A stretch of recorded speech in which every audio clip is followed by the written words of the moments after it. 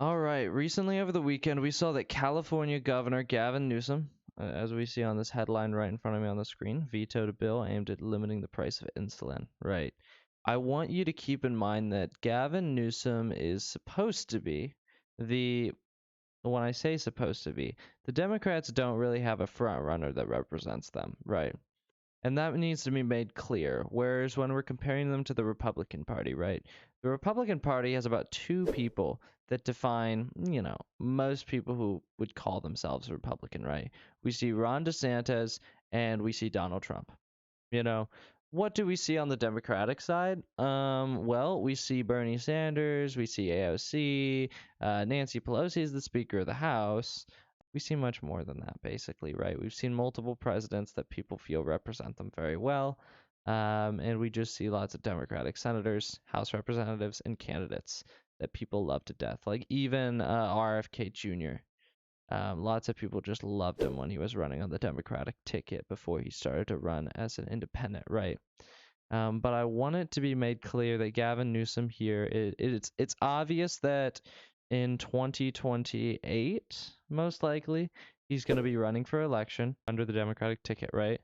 And so I want you watching to keep in mind that this is basically the best the Democrats have to push for, because AOC doesn't seem like she is trying to run for that. Granted, a lot can change in 4 years, but it doesn't seem like she's trying to run for that. And it also doesn't seem like she would gain enough traction, anyways, to actually get the vote in the first place.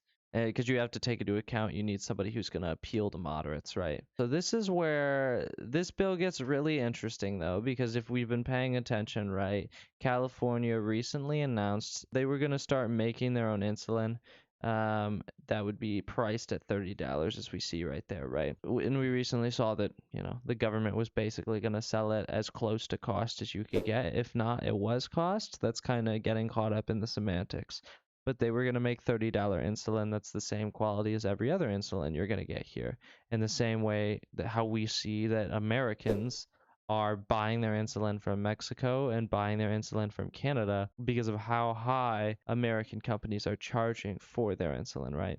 And so, what gets interesting about this, and what gets interesting about specifically liberal analysis, not from a materialist analysis perspective, is the fact that he vetoed the bill that would have stopped them from charging more than $35 for insulin, right? And his reason really isn't that bad when you're looking at it from the eyes of somebody who is not too politically engaged and not going to think about it for that long, right?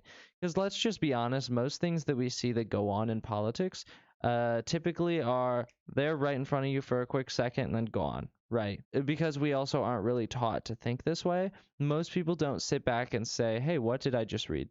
What did I just see? Does that make sense? Does it make sense that, for instance, we see Israel and Palestine right now? Does it make sense that one of the smallest countries in the world, or one of the weakest countries in the world, rather, and it's not a country, it's effectively a large prison, right? Does it make sense that this area, which is super poor, can be a threat to the nation of Israel? No, it doesn't make sense. It doesn't at all. Um, and we've seen that with death counts, especially if you're looking at death counts over time, which I probably have flashing on the screen if I'm wise at all, right? And in this case, this is one of those times where the reader is going to read what Newsom says and they're going to say, oh, yeah, well, that makes sense. But then they're never going to think about it more. And so the quote that he had said is, let's find it. If I'm not mistaken, he had said, with copay caps, however, the long-term costs are still passed down to consumers through higher premiums from health plans. Quote, with CalRx, we are getting at the underlying cost, which is the true sustainable solution to high-cost pharmaceuticals. To any regular reader, they're going to go, oh, well, I don't agree with the solution, but I mean, or like, I don't agree with what he did, but I understand why he did it now. Or maybe even some people will agree with what he did, right? But the issue that comes along with that is anybody who's thinking with an ounce of their brain is going to say, well, wait a minute. The same people that owned these medicines, right?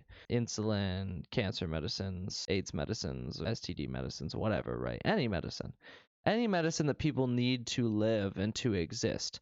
The same people that own these medicines are also the same people that have frequently, consistently overcharged for them, right?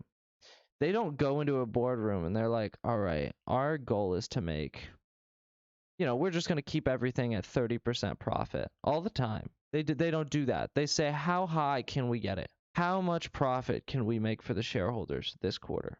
And so with CalRx being, a super low cost solution, at the end of the day, health premiums will still rise because there's going to be more money in the hands of the consumers. There's going to be more money in the hands of the American people. And you know what that means? You know what health insurance providers are going to realize with that? They're going to realize that's more money to take for the exact same product that they've been giving before, actually cutting the fact that they have to give people insulin, because they're still going to charge just as high. They're probably going to charge slightly lower because the consumers have less money in their pockets. However, $35 to be exact, $35 less in their pocket. But the issue that comes about with this, and that we see with typical liberal analysis on both politics and economics, is they believe that when prices rise, it's because costs get higher, which is partially true.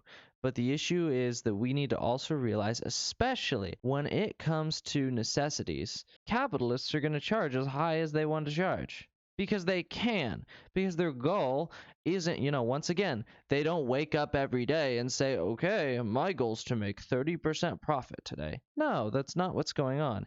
They wake up and they say, okay, I'm going to get as much money as possible today. They may create a goal, but the end goal isn't 30% profit. The end goal isn't 70% profit. The end goal isn't even 2,000% profit. The end goal is how much profit they can get. That's why we've seen consistently rising profits in the gas market too, or like we've seen consistently rising gas prices, even though there have been multiple instances from 2020 to now where we've seen that they are artificially holding back the supply to keep costs higher, and or they're just charging higher. That's what OPEC is. And it's the same story with medical insurance, if not worse, because people actually need medical insurance.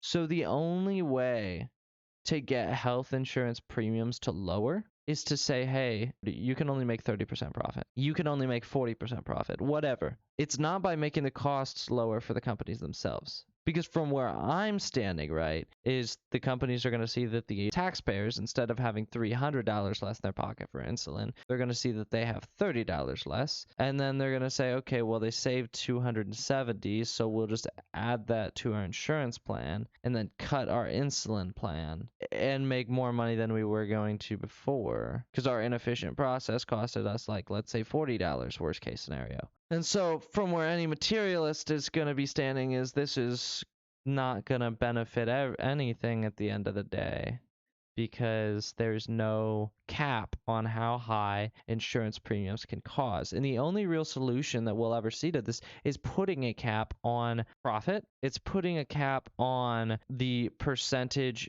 And when I say profit, it is the percentage of profit. It's putting a cap on the amount that you can charge per someone's income. And it's making sure that that cap is really strict and doesn't allow for insurance companies to go through and lobby in our Congress, lobby in our Senate, lobby in our judicial branch. Or the other solution is making sure that rich people who can afford all this are stuck on the same plans we are to make sure that they get the same health care, and if they want to improve it, they have to donate more. And when they donate, it's going to benefit everybody, including the poor. The solutions to this are not lowering the costs, because we've consistently lowered the cost. The government's worked to lower the cost of many things over many instances, and yet we still see that capitalists charge higher than they ever have before. We've seen this with, for instance, rent. Granted, the government never worked to lower the cost of rent. That's not how rent works. But we have seen that rent has consistently gone higher since like the 80s or like the 60s. I know Reaganomics screwed up a lot. But we've seen that rent has consistently gone higher and higher, yet the cost of maintaining a residence is going to stay roughly the same. You know, it may go slightly higher with taxes. It may go higher with, paying for repairs and such. But we've never seen as high a percentage of someone's income paying for rent as we're seeing now in history. And so we just basically the giant issue that we see with a liberal analysis of politics is that liberals tend to highly overlook the fact that capitalists aren't charging based on cost. Once again, that's a motivating factor. If costs go up, yeah, they're going to start charging more. But that charging more is making up for the profit in the first place. And what happens when they just can charge more? What happens when they realize that water is a necessity? And so when you're out and about and you need water, you'll pay $2 for water. They're going to charge $2 for water. And then people are going to counter and they're going to say, oh, well, what if somebody comes in with cheaper water? Okay, well, what if somebody buys all the spots to sell water so they can sell it at $2? And so I would say that that's a giant issue that we're seeing in politics right now.